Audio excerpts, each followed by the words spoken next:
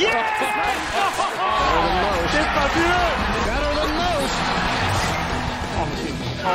Thomas Levet. Les Grecs. Journal du golf, le podcast sur l'équipe.fr.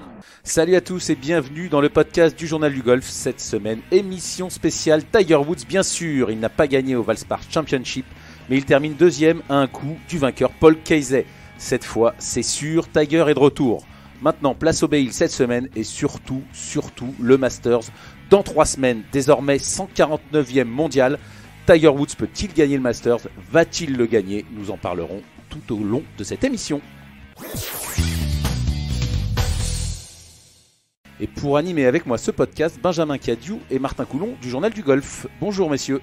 Salut Arnaud. Salut Ah bah non, c'est pas JPTO, désolé. Et Salut non, Arnaud. c'est pas JPTO, le clan anti-Woods, et le clan Woods est représenté aujourd'hui par Johanna Klatten, joueuse du LPGA, le circuit féminin américain. Bonjour Johanna. Salut Arnaud. Johanna, vous nous l'annonciez depuis le début de l'année, Tiger va gagner cette année, c'est passé tout près.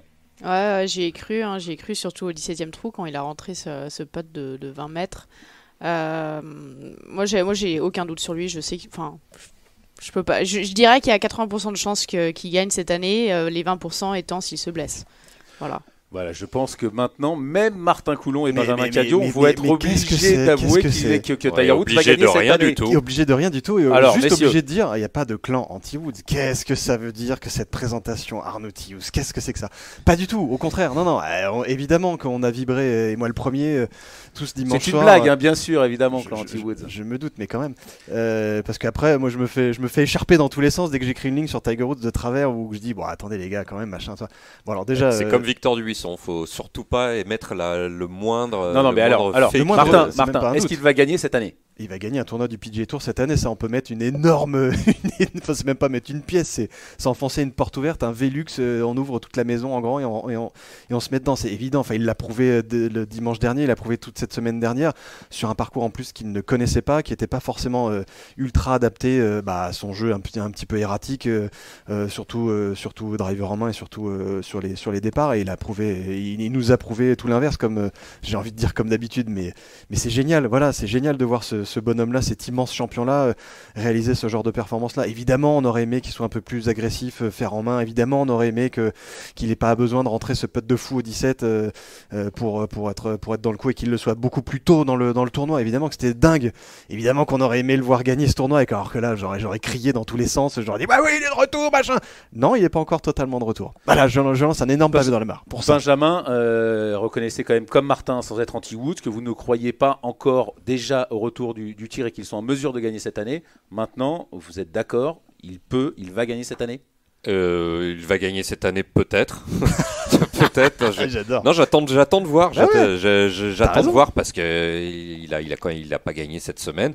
Il y a rien qui dit qu'il va gagner à Bay Hill, même s'il s'est construit un putting green avec le gazon de Bay Hill dans son jardin. 8 victoires au Bay Hill quand même. 8 victoires au Bay Hill et puis ce fameux putting green dans son jardin. Vous le saviez tout ça? Dire. Non. Bah oui. Non, je l'ai lu sur. Et il y en a 4 même. Il y a 4 greens d'entraînement chez lui. Exactement, et avec qui a été fait par un ancien greenkeeper, un des anciens greenkeepers d'Augusta, donc effectivement c'est un des grands favoris pour Bay Hill. C'est déjà incroyable de dire ça. Tiger Woods, grand favori du prochain tournoi du PGA Tour. Non mais c'est que comment après s'être fait coller une vertèbre l'une à l'autre, on arrive à être performant au plus haut niveau face à des joueurs. Quand on s'appelle Tiger Woods. Quand on s'appelle Tiger Woods, voilà. J'ai trop douté de lui, mais en même temps c'est vrai que quand on l'a suivi en 2015 jouer être aussi mal physiquement et techniquement, avoir des yips autour des greens à plus de 40 ans, des yips c'est quand même terrible. Il y a des gens qui ne s'en remettent jamais quoi. Même Johanna, vous avez jamais eu de yips, mais vous imaginez les conséquences du yips, de ces tremblements sur un joueur professionnel. On y reviendra sur c'est que de la confiance et en même temps quand il était blessé il pouvait pas s'entraîner dans ces secteurs-là du petit jeu parce que c'est là où son dos lui faisait le plus mal. On y reviendra encore une fois un peu plus tard dans cette émission. Martin, vous faites des bons, vous voulez intervenir? Je fais des bons et je rebondis et sur ma chaise et sur ce que vient de dire Ben, sur le fait qu'il faut encore une fois pas oublier qu'on parle d'un bonhomme qui le 27 septembre dernier, donc c'est hier quoi, c'est il y a 6 mois. Il disait lui-même, je ne fais absolument rien qui puisse concerner mon golf, je ne sais pas de quoi mon futur est fait. Donc les faits à la base, c'est pour ça qu'on était un peu prudent et qu'on l'est toujours, parce que on parle encore une fois d'un bonhomme. Enfin là, il n'y a plus de prudence, Martin. Il vient de faire 12e, 2e. Il y a une certaine forme de et prudence c'est Tiger Woods. qui m'incombe et qui non, me décombe. mais évidemment, vous ne pouvez pas changer d'avis. Mais si, je change d'avis, évidemment. Absolument, déjà. Les faits vous donnent tort depuis 6 mois avec votre ami Benjamin Cadieux. Oui, la semaine dernière, on a vu que le facteur d'intimidation est revenu entre Stenson et Spieth. Ouais, on l'a bien vu. On l'a bien vu que le facteur d'intimidation, Casey, il s'est fait. Stenson et Spieth sont pas dans la forme de leur vie non plus. Casey, il s'est fait caca dessus le dimanche. Il a fait 65 et il plante le tournoi. Je dis ça. Non, mais moi, le facteur d'intimidation, on va encore attendre un peu pour en parler de facteur d'intimidation. Bon, revenons en tout cas sur ce tournoi. La première bonne nouvelle déjà, c'est cette vitesse de tête de club, 129 miles par heure, 129,2 même. Vous êtes à 115, Arnaud, je crois. Ouais, on s'en fout de moi. Enfin, c'est quand même incroyable, comme vous dites. Il revient d'une opération au dos et là, il swing. C'est le swing le plus rapide. Il rentre dans la tronche à la balle sur le parcours. C'est presque un peu flippant. Martin, c'est presque un peu flippant dans le sens où on se dit, mais il n'y a pas de retenue. Donc quelque part, c'est génial parce qu'on se dit, voilà, ça tient. Le bonhomme, il n'y a plus de problème de dos. Ça va à 2000 à l'heure. Enfin, ça va très très très très vite. Enfin, je sais pas si vous imaginez ce que c'est que 129 miles enfin, c'est énormissime, quoi. C'est gigantesque pour un bonhomme qui a 42 ans. Enfin, qui est un athlète de très haut niveau, c'est pas le souci. La moyenne du tour est à 112, je crois. Un peu plus, je crois. Non, 115. la moyenne. Ah, la moyenne, d'accord. Mais si on passe déjà même à 110, 112, c'est que on balance des pruneaux à 260 sans trop de soucis. Et je dis que c'est à la fois très rassurant et à la fois un peu flippant parce qu'on se dit, mais le bonhomme, il a quand même, il y a même pas un an, il se faisait opérer du dos pour se faire fusionner deux vertèbres. Pourvu que ça tienne. Ça a l'air de tenir, tant mieux, génial, mais voilà, faudrait pas que non plus à chaque gros drive on se dise, oula, est-ce que ça va encore répéter, mon Dieu. Benjamin. Ouais, puisqu'on parle de stats et qu'on parlait de la vitesse de club, qui est la meilleure stat de Wood sur la centaine de stats disponibles sur le PGAtour.com, c'est incroyable. Là, il y a un truc qui est incroyable, c'est que sinon, Tiger, si on regarde toutes ses stats, il n'y a quasiment pas une stat dans le top 40 du PGA Tour. Par contre, il y en a une qui est primordiale, c'est la moyenne de score. Il est 5e avec 69,46 de moyenne de score. C'est l'un des meilleurs scoreurs. Il trouve toujours une solution de scorer. On l'a vu cette semaine d'ailleurs. Il est allé dans les arbres faire des recoveries. Ouais. Il n'a pas eu peur éventuellement de se casser un bras ou se casser un shaft dans les arbres. C'était au 16 samedi, je crois. Non, c'était plutôt dans le tournoi. Je crois que c'était le vendredi. Ouais, le vendredi. Sais plus exactement, j'avoue. Honte sur moi. Il a tenté énormément de coups et il a dit j'ai tenté beaucoup de coups et ça la plupart ont marché. Et c'est cette créativité, cette envie de scorer quoi qu'il arrive qui est vraiment intéressante. Donc vraiment, juste pour insister là-dessus, pas beaucoup de statistiques dominatrices à part la vitesse de club. Et cette moyenne de score, 5e du PGA Tour. Comme quoi, son mental est de retour. Martin. Voilà. Mais c'est ça qui est le plus génial, et ça, personne ne me dira que je m'emballe pas là-dessus. Moi, je retrouve le joueur. Voilà, c'est ça que j'adore depuis son comeback, qui est pas encore un comeback vraiment. Enfin voilà, son retour aux affaires, le fait qu'il rejoue de façon régulière. C'est le fait qu'on retrouve un joueur, quoi, qui a pas perdu son instinct de joueur. Et moi, je l'ai écrit dans le petit billet que j'ai fait hier, justement sur sa deuxième place. Moi, ce qui m'a fait le plus plaisir, c'est ce sourire qu'il avait juste après avoir sorti ce putt de dingue. Enfin, j'ai envie de dire. Voilà, pour vraiment pleinement jouer les premiers rôles sur le 17 dimanche dernier, pour être à un coup de la tête et un trou à jouer. Et on avait le sourire de quelqu'un qui retrouvait la jamais vu autant ses dents. Gagne, quoi. Ouais, moi aussi, sauf quand il gagne. Mais avant qu'il ait gagné, ça c'était un peu rare. Il est plus sympa qu'avant, mais même lui a dit que ça lui avait manqué, cette adrénaline des 9 derniers trous. Évidemment, le gars, il est construit pour ça, il est né pour ça, évidemment. Voilà. C'est ça qui était génial. Benjamin. Ouais, clairement, c'est un Tiger père de famille qu'on a sur le parcours. Il l'a dit avant de revenir, il a dit, je veux plus être un joueur YouTube pour mes enfants, parce que ses enfants l'ont jamais vu gagner, l'ont jamais vu à peine jouer au golf. Donc à la fin, il se demandait si ça existait vraiment, si c'était pas juste du virtuel. Il joue aussi pour prouver ça, peut-être beaucoup moins pour battre les records, parce que le record de Nicklaus, ça va. Je vous lance pas là-dessus, Arnaud, parce que vous allez nous faire 10 minutes, mais le record de Nicklaus, ça va quand même être compliqué. Ça va être compliqué. Celui de Snead, moi je pense que. Oui, il a 4 victoires, il lui manque, c'est ça. Il est 79, c'est 82 victoires sur le PGA Tour. On peut penser que là. Ça peut le faire. Même le clan anti-Woods va être obligé de reconnaître. Mais c'est ce côté père de famille qui a son dernier défi, c'est prouver à ses enfants qu'il peut gagner et surtout donner une bonne image à ses enfants, donner une bonne image au monde. On sait que son image, elle a été quand même pas mal écornée depuis quelques années. Donc voilà, c'est ce côté père de famille sur le parcours qui est intéressant, quoi. Pour terminer sur le driving, Johanna, vous vouliez revenir, vous le trouvez plus fluide, plus en rythme. Dimanche, donc j'ai vraiment suivi du trou numéro 1 au trou numéro 18 Et j'ai trouvé que c'était son meilleur swing de driving depuis des années. On sent qu'il n'est pas en arrière et hop, je rattrape avec les mains. Enfin, il n'y avait pas une belle fluidité comme avec ses fers. Et là vraiment, je trouvais fluide, je trouvais en équilibre bien. On sent qu'il gagne confiance, donc c'est très encourageant pour la suite. Martin. Ouais, un tout petit détail que moi je trouve vraiment d'importance et qui va un peu dans ce qu'on dit depuis tout à l'heure, c'est le fait qu'il a toujours pas de coach et qu'il en a pas besoin. Et qu'on sent qu'il trouve lui-même les solutions et que justement c'est ça qui est intéressant. Et je reviens un peu sur mon argument qui tue, de le voir le joueur revenir pleinement. Voilà, pas le bonhomme qui fait des swings, pas l'espèce de robot qui cherche des positions de dingue pour avoir un contact parfait, blablabla. Là, on a un joueur qui trouve lui-même les solutions, qui a fait des petits ajustements de posture. Il a donné 2-3 petits détails comme ça.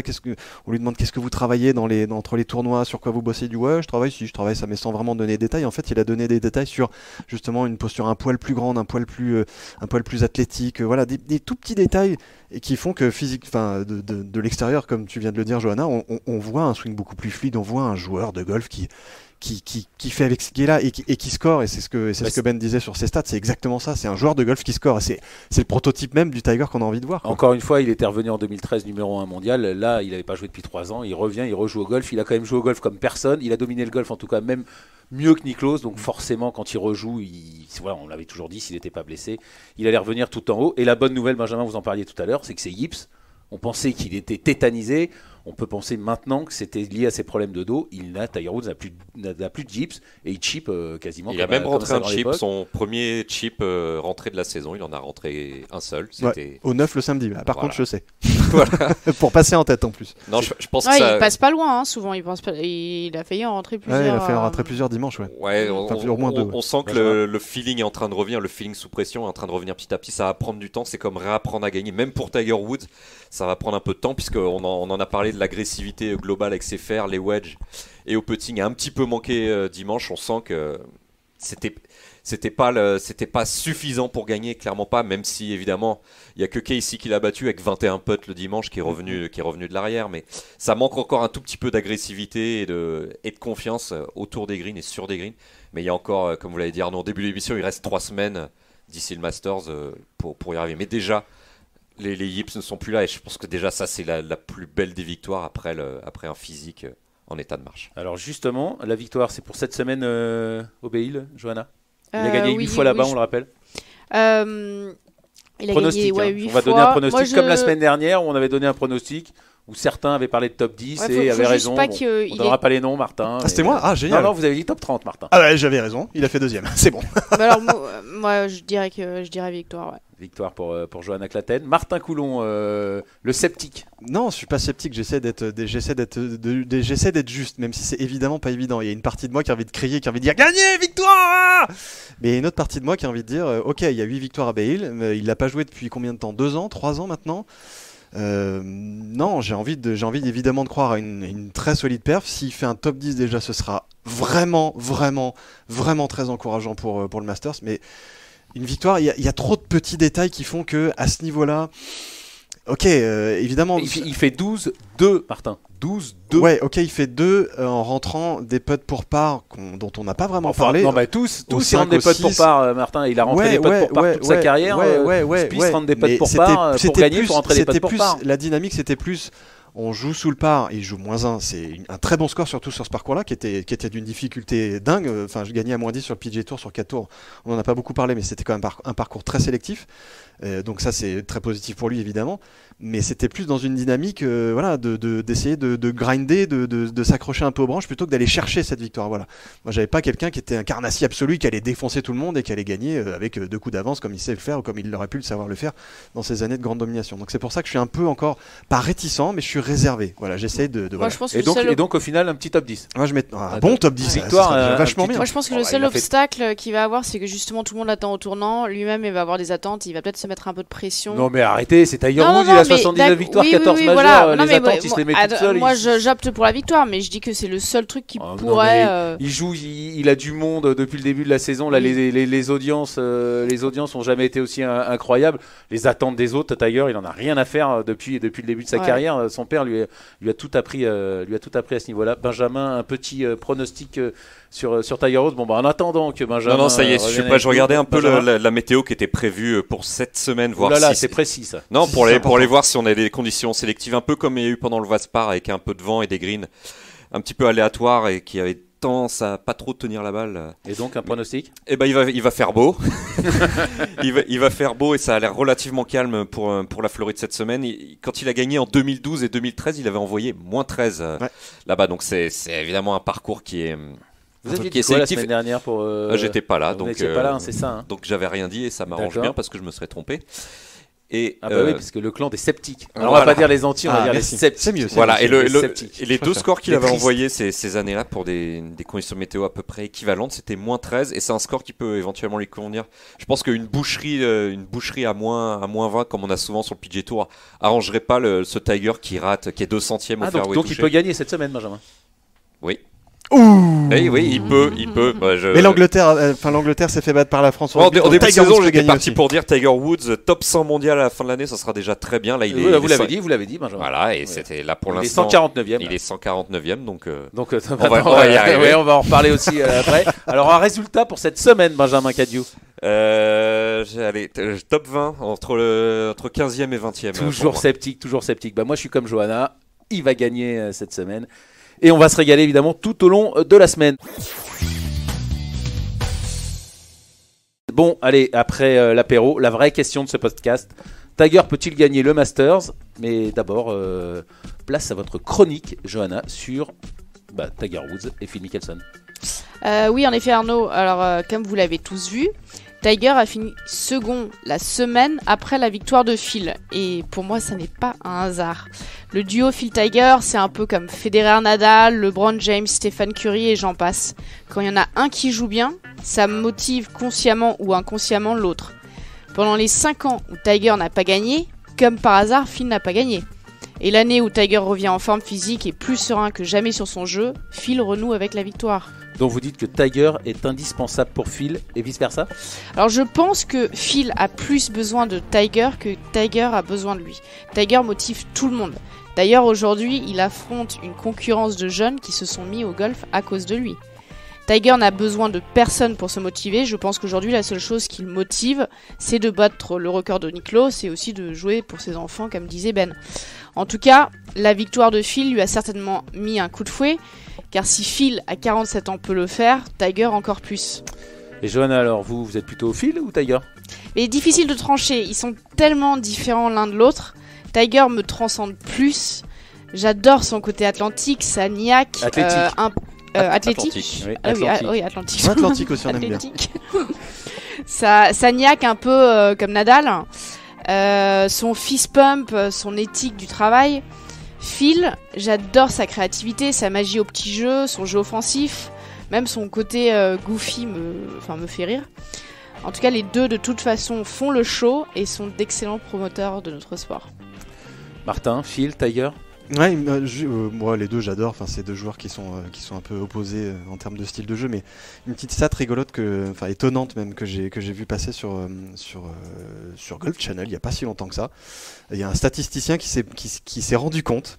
Alors, je sais pas si vous vous rendez compte qu'il y a entre la dernière victoire de Phil et la victoire et sa victoire au WGC, il s'est passé 1687 jours.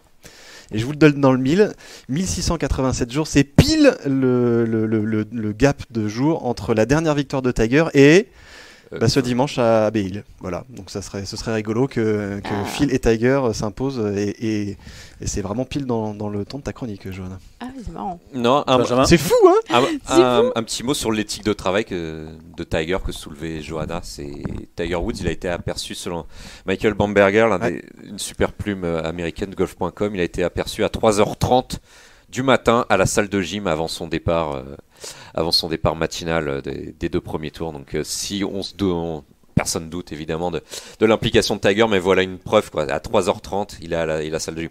La plupart des autres pros le font aussi maintenant. 3h30 du matin, tu vois pas beaucoup de monde à la salle de gym.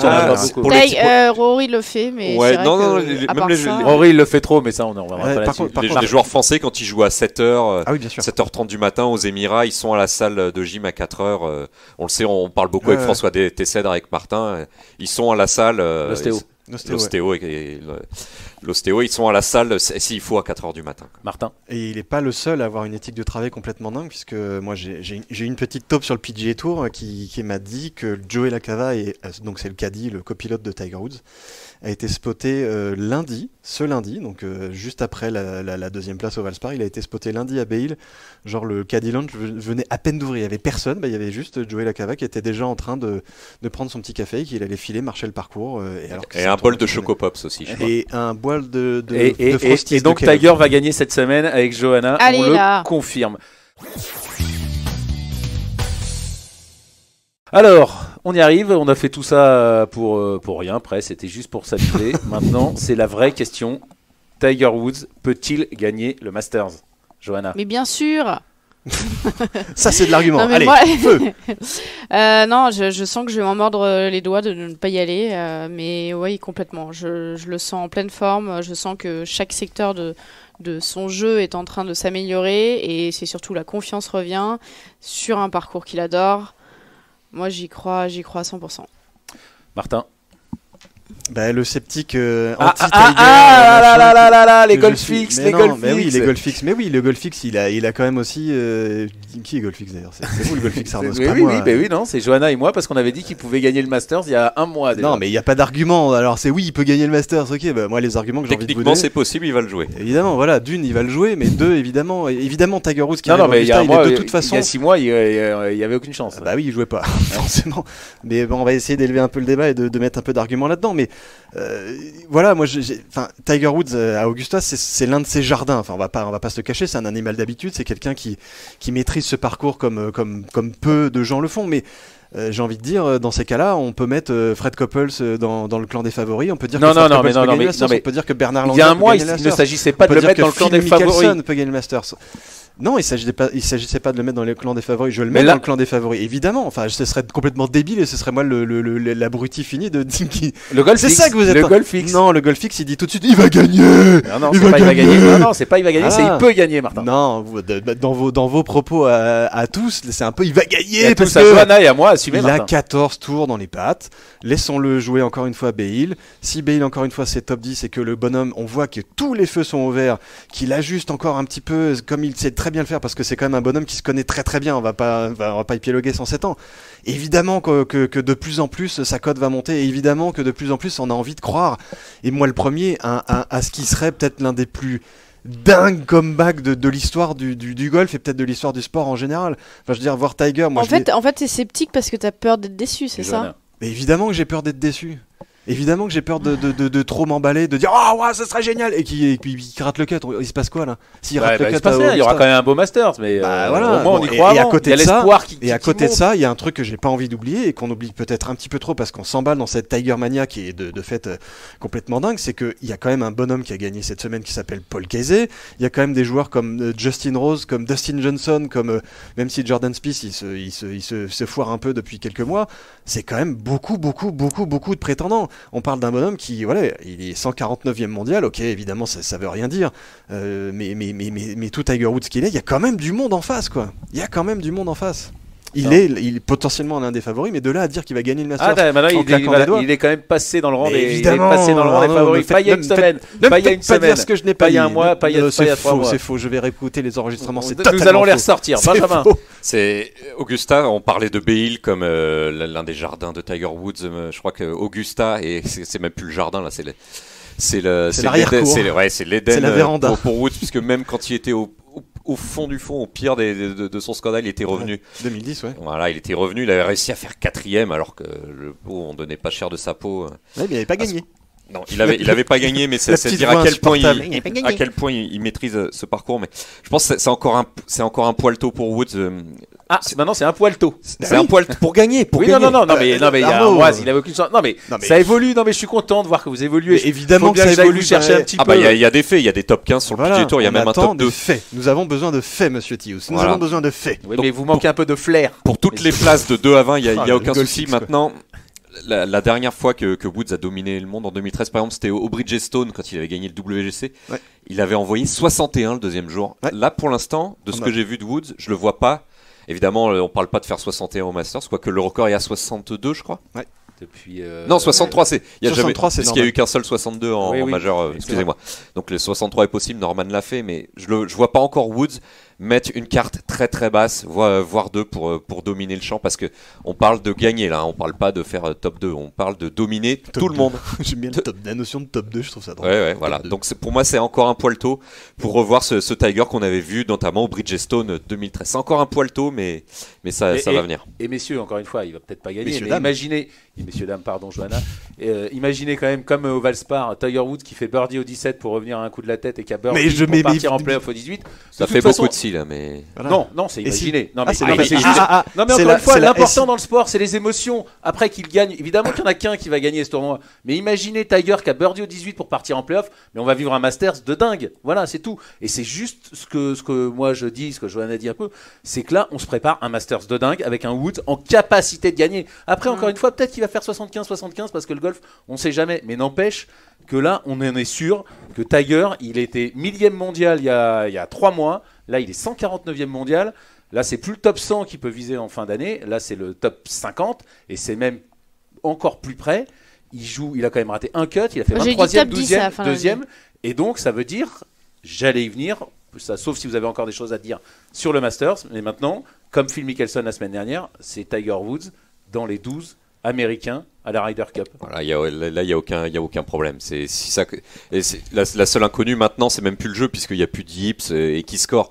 La seule inconnue, c'est est-ce que son corps va tenir, parce que on l'a dit ces derniers mois, son corps a usé. Il est pas revenu du jour au lendemain avec un corps tout neuf, Tiger. Il est revenu avec 2 vertèbres soudées. Un dos qui a 60 balais, etc. Voilà, ses ligaments sont rongés de partout. À combien de temps ça va tenir ça? Mais ça, on n'a aucun élément, personne est dans le corps de Tiger Woods. Non, même de toute façon la blessure fait partie du sport et on sait jamais si ça va avec 4 choix pour le capitaine américain tout comme le capitaine européen. Je vois pas comment Tiger ne sera pas à la Ryder. C'est complètement impossible. On sait que Mickelson est quasiment qualifié automatique et de toute façon il aurait une wildcard.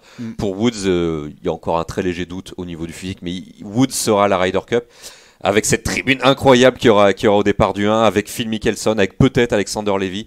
Et c'est vrai que de plus en plus, on commence à rêver de ce Ryder qui va être encore plus énorme que ce Masters d'Augusta. Ça va être une fête incroyable. Martin, Tiger en Ryder. C'est un peu loin. Le club des sceptiques, là, vous voyez, vous venez de perdre un élément pour la Ryder. C'est pas grave, je peux faire un club à moi tout seul, j'ai aucun problème et je suis sûr que je suis pas tout seul dans ce club-là, dans cette espèce de truc dans lequel vous m'avez enfermé alors que j'essaie juste de mettre un petit peu d'objectivité et de calme là-dedans. Mais bon, bref, je voudrais juste revenir sur le Masters. On sait que quand même c'est un tournoi et un parcours qui demande énormément de précision sur la gestion des profondeurs et la gestion de son jeu de fer. Et c'est le seul petit bémol qu'on a pu constater, surtout dimanche, surtout quand ça commençait vraiment à compter. Et c'est le seul bémol que Tiger Woods lui-même a mis en avant sur son jeu. Donc c'est pour ça aussi que j'essaie de mettre un petit peu d'arguments très concrets et de dire, ben oui, évidemment, il y a une marge de progression. Évidemment, il y a encore un peu de temps. Évidemment, ce bonhomme-là, on voit bien qu'il sait faire progresser son jeu en ce moment à vitesse grand V. Mais quand même... Voilà, c'est en 3 semaines passer de rater, prendre des centres de green. 3 semaines, Martin, vous vous souvenez d'où était il y a 3 mois, où était il y a 6 mois? Ouais. C'est Tiger Woods en 3 semaines. Quand même.